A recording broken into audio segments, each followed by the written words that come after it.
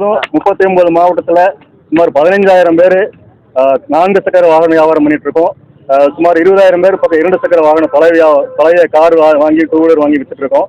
இதுல வந்து RC card நாங்கள் பணம் கொடுத்து வாங்குற ஒரு காரோட 2 வீலரோட பணம் கொடுத்து ஒரு ஆர்சி ஓனர் வண்டி வாங்கிட்டு வந்துடுறோம். அதில் நாங்கள் பேமெண்ட் பண்ணி ஃபைனான்ஸுக்கு பேமெண்ட் பண்ணி ஆர்சி புக்கு எங்களுக்கு கொடுக்கணும். அந்த என்ஓசி போய் ஹெச்பி கேன்சலுக்கு ஆர்டிஓஸை கொடுத்தோம் அப்படின்னா அது நேரடியாக பழைய ஓனருக்கே போயிடுது. அவங்க திரும்ப எங்ககிட்ட கொடுக்குறதுல காலதாமதம் ஏற்படுத்துறாங்க. புதுசாக அந்த வாடிக்கையாளருக்கு அவங்களோட பேரில் மாற்றி கொடுக்குறது எங்களோட பொறுப்பு.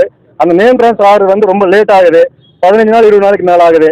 அதனால வந்து 1989 சட்டப்படி 430வது பிரிவின்படி கோர்ட் ஸ்டாம்ப் ஒட்டி ஒரு உரிமையாளர்கிட்ட அங்கீகார கடிதம் பெற்றுட்டு வந்தா அதை வந்து நம்ம கையிலேயே கொடுக்கலாம் ஒரு சட்டம் இருக்குது.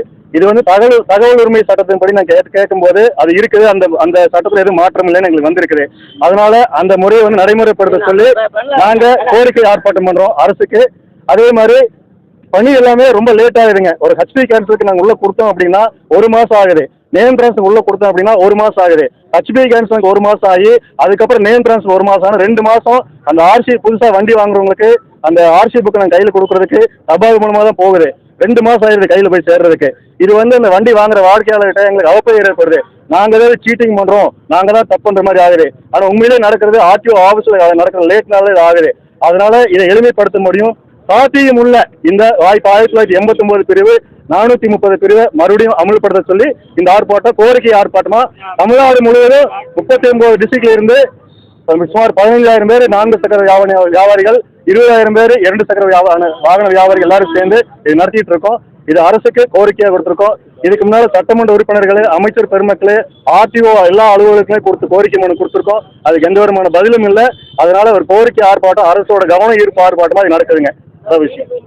முக்கியமான பிரச்சனை 2 சக்கர வியாபாரிகளும் 4 சக்கர வியாபாரி எல்லாரும் நாங்கள் இணைஞ்சுதான் இது பண்ணிட்டு இருக்கோம். இது முக்கியமான ஆர்சி கார்டு வந்து நேரடியாக ஆர்சி ஓனருக்கு போயிடுது. அது எங்கள் கையில் கொடுக்கணுங்கிறது முக்கியமான போராட்டம். அது இல்லாமல் வந்து என்ன பார்த்தீங்கன்னா ஸ்பாட் ஃபைனு. இப்போ முதல்லலாம் பார்த்தீங்கன்னா எவ்வளோ ஸ்பாட் ஃபைன் வசூலிச்சிங்கன்னா அப்பப்போ தெரிஞ்சிருது. ஆன்லைனில் ஃபைன் எவ்வளோ இருக்குன்னு தெரியல. நாங்கள் பணம் கொடுத்து அந்த காரையோ 2 வீலரையோ வாங்கிட்டோம் அப்படின்னா அதுக்கப்புறம் நேம் ட்ரான்ஸ்ஃபருக்கு போகும்போது தான் எவ்வளோ கட்டணுங்கிறது. வாகனத்தோட விலையை விட ஃபைனோட அமௌண்ட் அதிகமாக இருக்குது. எவ்வளோன்னு தெரிஞ்சாதான் நாங்கள் அட்ஜஸ்ட் பண்ணி வாங்க முடியும். அது 2 மாதம் 3 மாதம் கழிச்சு தான் வெளியே தெரியுது.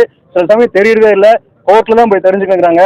அதை வந்து எளிமைப்படுத்தணும், ஈஸியாக தெரியணுங்கிறதா அது 2வது கோரிக்கை நம்மளுக்கு. பார்த்தீங்கன்னா கோர்ட்டில் போய் ரிலீஸ் பண்ணணும். அதில் ஈஸியாக எளிமைப்படுத்துகிற மாதிரி இருந்ததுன்னா ரொம்ப ஈஸியாக இருக்கும். அதுதான் நாங்கள் மெயினான கோரிக்கை.